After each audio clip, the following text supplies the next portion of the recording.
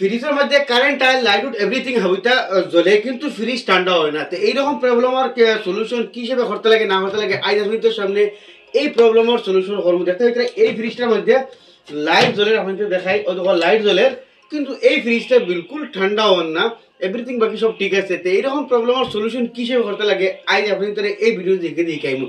তাহলে আজকে ভিডিও আমরা আরম্ভ করি। Welcome to Imdad blog. তো আমরা আই গেলাম বর্তমানে ফ্রিজের ব্যাক সাইডে। তো ব্যাক সাইডে সারা ফার্স্টে এই জায়গায় টাঙ্কি আছে, এই টাঙ্কিটা আমরা খুলবো।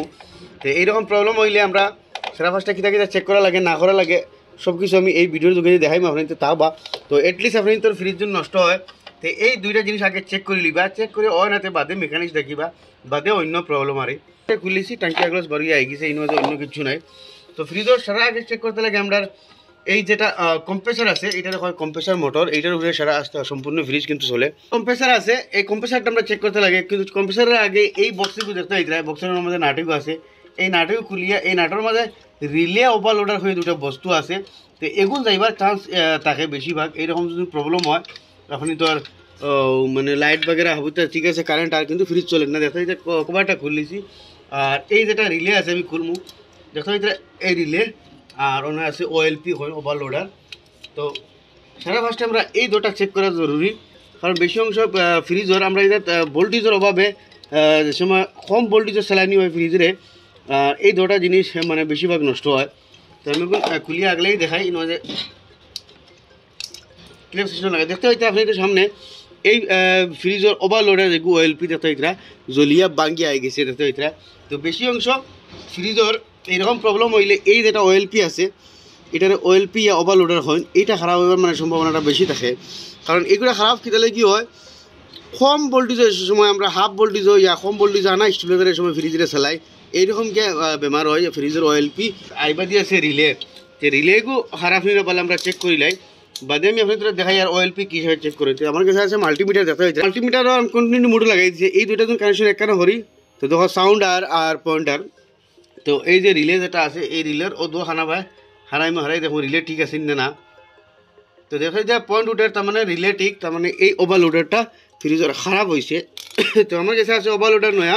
তো দেখো এটা এই যেটা নয়া ওভারলোডার আছে, যে ওভারলোডার এইরকম থাকে। ওভারলোডার আমরা চেক করা কিলা ওভারলোডার ও পয়েন্টও 1 পয়েন্ট লাগাইমু আর ওগুর মাঝে 1 পয়েন্ট লাগাইমু। যদি কন্টিনিউটি মিটার দেখায় তাইলে ওভারলোডার ঠিকই আছে, আর যদি দেখায় না তার মানে ওভারলোডার খারাপ। তো ওভারলোডারটা আমি এখন চেক করবো।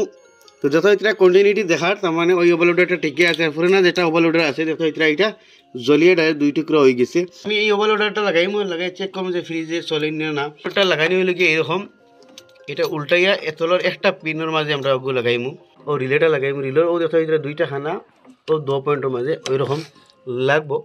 তো এখন আমি এটা চালু দিয়ে দেখিছেন কম্প্রেসার চলে নি চালাও। তো আমরা সুইচ দিলাইছি, এখন কারেন্ট আইব দেখি চলে নি। তো রিলে ওভারলোডার লাগাইয়া এই কম্প্রেসারটা চললো না। এখন এই কম্প্রেসারটা আমরা ডাইরেক্ট টেস্ট করবো। তো ডাইরেক্ট টেস্ট কীভাবে করতে হয় বিনা রিলে ওভারলোডারে। তো এখন আমরা বেমার তো এগু ফাইলাম আপনি তোর ওভারলোডার জ্বলা, এর বাদে আমরা কম্প্রেসার চেক করবো। এই ওভারলোডার জ্বলার কারণ কিন্তু দুইটা থাকে, এক তো কোনো সময় ভোল্টেজের অভাবেও জ্বলে, আর দুসরা এই যে কম্প্রেসার জন্য কোনো খারাপ হয় বিটা তার ওয়েন্ডিং থাকে কয়েল জন্য জ্বলে। তো এইরকম ওভারলোডার জ্বলে।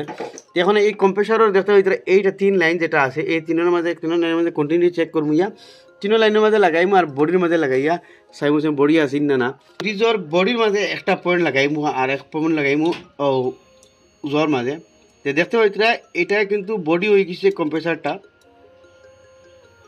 দেখতে হইতে কম্প্রেসার কিন্তু বডি হয়ে গেছে। পিন 3টার মাঝে লাগাই আর বাড়ি আর একটা বডির মাঝে লাগাইল এই কম্প্রেসারটা বডি হয়ে গেছে ডাইরেক্ট। তো এখন যেহেতু কম্প্রেসারটা ডাইরেক্ট বাড়ছে এর বাদেও আমরা একবারে ডাইরেক্ট টেস্টিং করবো। দেখতে হইতে কম্প্রেসারের যে 2টা কানেকশন আছে এগু লাগাইছি তলের অগুত দেখতে হইতে আর এগু লাগাইছি উপরের অগুত। এখন আমরা সুইচ দিয়ে ও 2টা শর্ট করাইমু, এইটার হয় কম্প্রেসার ডাইরেক্ট টেস্টিং। তো আমরা এটাতে সুইচ দিছি, এখন এই 2টা পয়েন্টে শর্ট করাইমু। যদি কম্প্রেসার বাড়া থাকে চলবা আর না হইলে আর কোনো এই কম্প্রেসার সলিউশন নাই, বন্ধ হইলেও। তো দেখো এটা কম্প্রেসার চালু হয়েছে না, তার মানে এই কম্প্রেসার খারাপ। এখন এই কম্প্রেসার বদলা ছাড়া আর দ্বিতীয়ত কোনো লাইন নাই। তো গাইস যেতে পারলে আমি ওখানে ধরে এই ফ্রিজটা চেক করছি, কিন্তু এই ফ্রিজের বেমার হইলে গিয়া লাইট উঠ জ্বলে কিন্তু কুলিং হয় না। তো এই ফ্রিজের কম্প্রেসার খারাপ হয়ে গেছে। দেখতে পারলে আমি কী হিসেবে দেখাইলাম কম্প্রেসার কী হিসেবে চেক করেন এবং রিলে ওভারলোডার কী হিসেবে চেক করতে হয়। অ্যাটলিস্ট আপনি ফ্রিজ নষ্ট হইলে এই 2টা জিনিস চেক করবা। প্রায় সময় এই রিলে ওভারলোডার কম ভোল্টেজের চালানির পরেও মানে রিলে ওভারলোডারটা জ্বলে কম্প্রেসার বালা থাকে।